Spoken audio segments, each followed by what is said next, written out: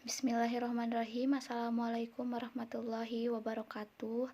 Perkenalkan, nama saya Lena Yulanti dari Farmasi 2B, Stikes Bakti Tunas Husada Tasikmalaya.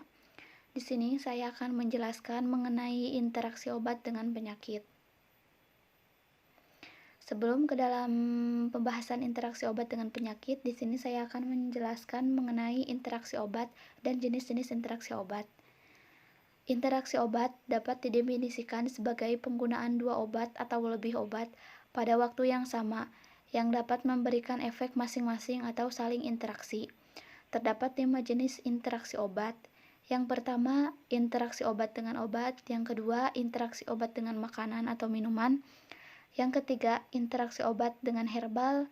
Yang keempat, interaksi obat dengan penyakit. Kemudian yang kelima, interaksi obat dengan uji laboratorium. Kemudian, interaksi obat dengan penyakit.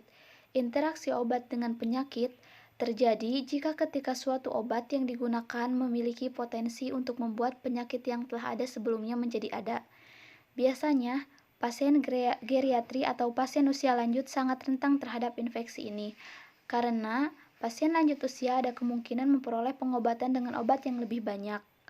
Kemudian, pasien usia lanjut umumnya mengalami gangguan hati dan gangguan ginjal, serta pemahaman pasien usia lanjut yang kurang terhadap pengobatan. Kemudian, pasien usia lanjut umumnya mengalami gangguan degeneratif yang dapat mempengaruhi banyak sistem, organ, dan gangguan mekanisme kompensasi hemostatika. Sedangkan menurut Sim M. Masan 1993 mengatakan bahwa interaksi ini disebut sebagai kontraindikasi absolut dan relatif.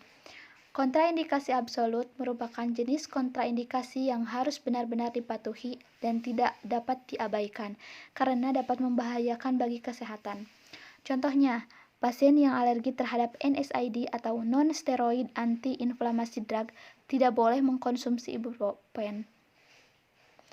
Kemudian, kontraindikasi relatif merupakan kontraindikasi yang meningkatkan risiko buruk bagi kesehatan. Namun ketika tidak ada pilihan lain, maka obat tersebut dapat dikonsumsi. Contohnya, penggunaan ibuprofen untuk menghilangkan nyeri pada ibu hamil trimester ketiga.